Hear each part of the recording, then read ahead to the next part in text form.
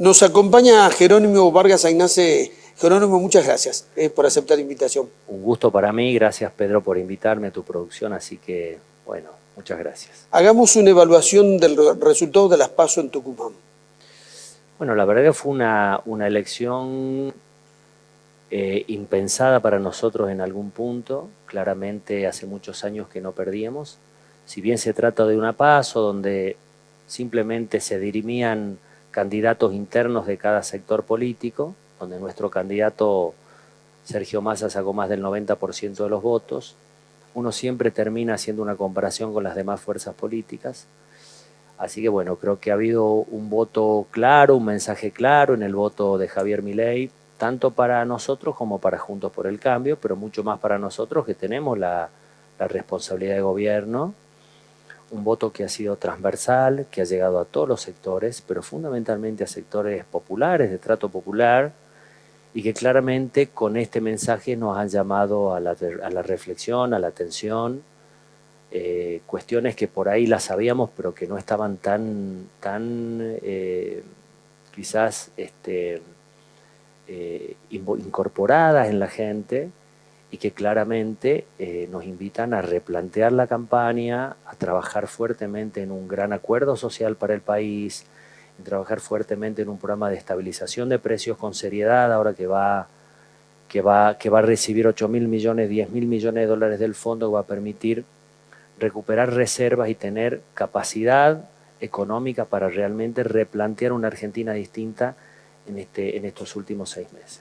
¿Qué elementos tiene ese mensaje que recibieron ustedes? Bueno, un elemento muy claro que es de enojo, de fastidio de la sociedad, un sector de la sociedad, de sectores de clase media baja que hoy no le están pasando bien, que en muchos casos es gente que no tenía empleo hasta el 2019, que consiguió empleo. No nos olvidemos que desde el 2019 hasta ahora, Argentina ha recuperado un 6% de empleo, hemos bajado del 12 al 6%, pero muchos de esos trabajadores no les alcanza. Es decir, tienen trabajo, pero no pueden llegar a fin de mes. Sí, muchos son informales y monotributistas. Informales, monotributistas, como fuera, pero gente que presta un servicio, trabaja 8, trabaja 10 tiene horas. Un ingreso.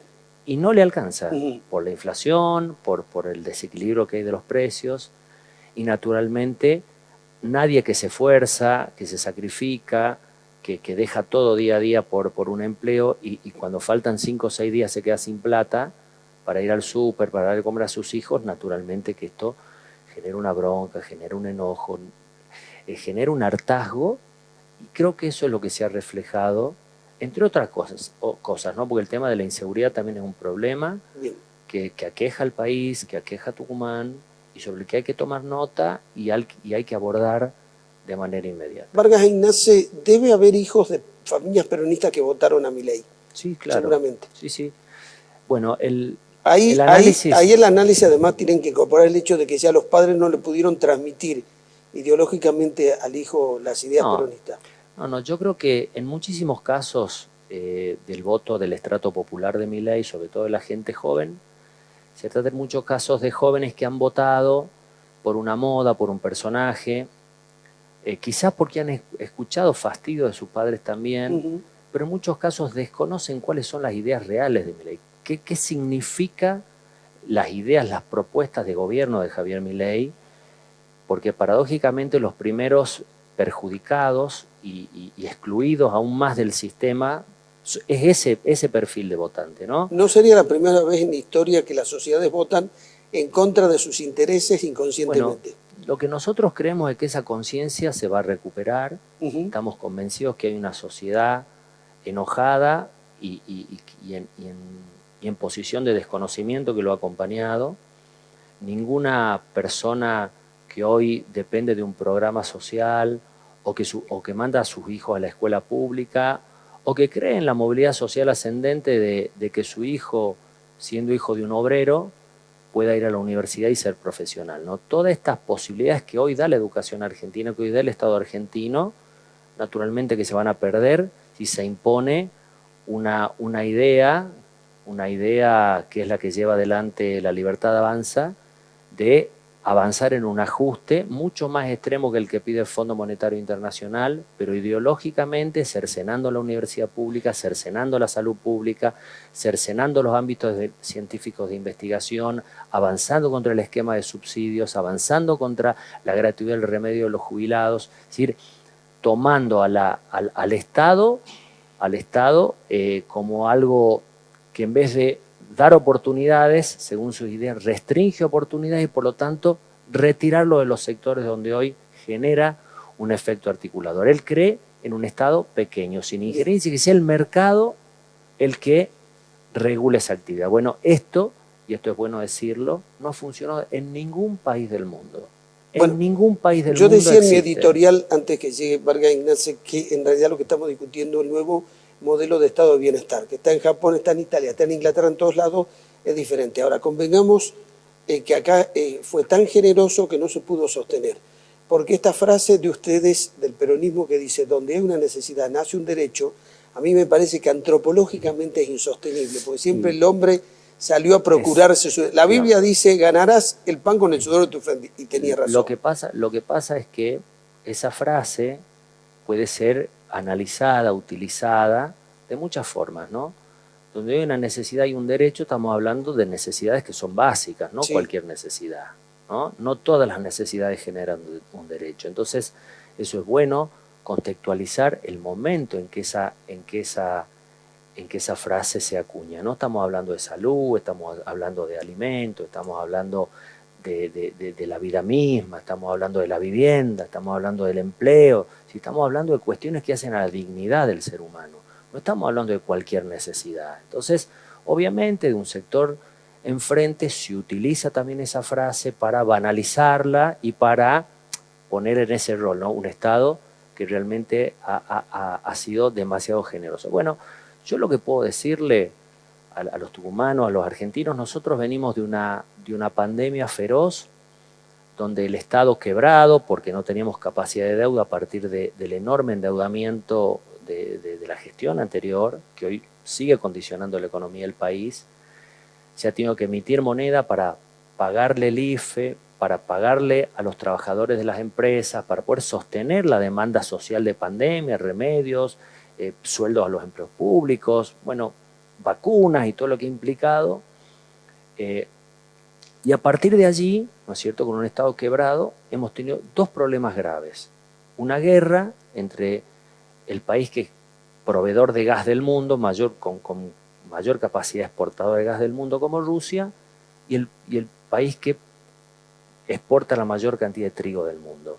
Por un lado fue conveniente porque aumentó un poquito un commodity que vendemos, pero el gran problema que tuvimos fue con la energía, ¿no? Nosotros somos un país que importa gas, aumentó enormemente el gasto en dólares en ese concepto, y a partir de ese gran problema, una sequía, la peor sequía de los últimos 100 años, que nos genera un hueco, un vacío en el Banco Central de 21.000 millones de dólares. Bueno, esa es la Argentina que nos toca, esa es la realidad de nuestra economía, ¿no es cierto? No hemos tenido ingresos y teníamos previsto muchos egresos, y en esos egresos está la deuda que hoy teníamos con el Fondo Monetario Internacional. Entonces, cuando la gente te dice, che, pero ¿por qué Massa no puede solucionar el problema y dice que lo va a solucionar? ¿No? ¿Por qué no lo soluciona ya? Bueno, no lo podemos solucionar ya porque venimos de una pandemia, porque venimos de una guerra y porque estamos todavía sufriendo los embates de la peor sequía de los últimos 100 años. El problema, Jerónimo, el escenario del año que viene es totalmente distinto. Sí, bueno, el 48% de los argentinos cree que va a estar mejor el año que viene, sin decir con qué presidente. ¿Bien? Por eso. Ahora, Jerónimo, el problema es que no hay problema.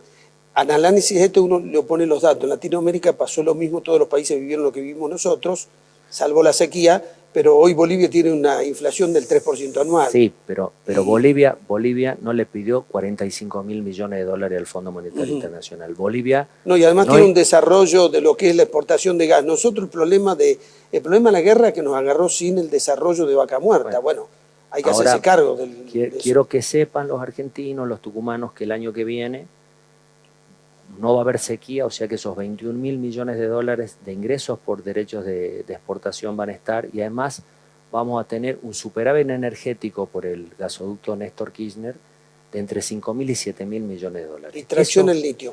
Eso va a permitir fortalecer las reservas del Banco Central, bajar la inflación, sostener niveles de economía y fundamentalmente poder cumplir con los compromisos que tenemos a nivel internacional.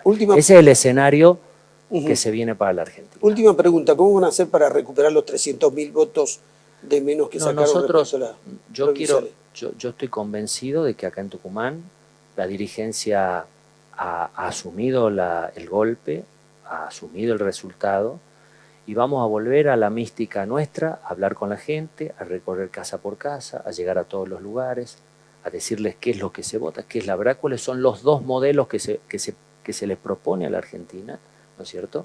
Hay un modelo de alguien que no tiene ninguna experiencia de gestión, que propone un sistema de gobierno que ha fracasado en todo el mundo inexorablemente, y esto no es una posición sesgada mía, estoy hablando de datos objetivos. Ningún país del mundo serio no tiene banco central. Todo lo contrario, todos los países fuertes que tienen moneda fuerte tienen un banco central, ¿no es cierto? Entonces, por dar un ejemplo, ¿verdad?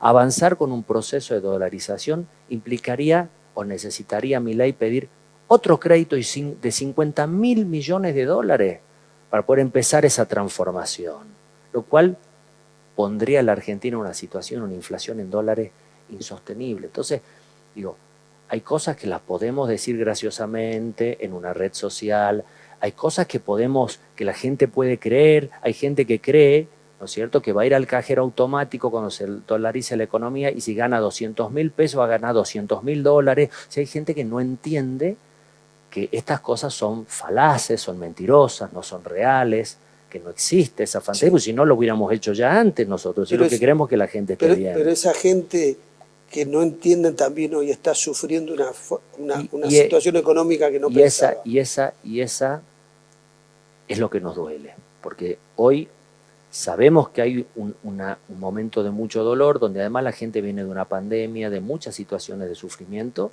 y por eso es extremadamente necesario que a partir de la semana que viene, con el ingreso de estos 10.000 millones de dólares al Banco Central, hablemos de un acuerdo de precios, un plan de estabilización monetaria y económica que realmente permita además aumento en los ingresos, apertura de paritarias, aumento en todo el esquema de protección social de ANSES y permita que todos los sectores que hoy la están pasando mal puedan tener un alivio, no de cara solo a las elecciones, de cara a lo que se viene, hasta que podamos llegar al año que viene y salir de esta situación tan compleja. Jerónimo Vargas Ignacio, muchas gracias por venir a hacer sus comentarios al programa. De esta manera nos despedimos hasta la próxima semana.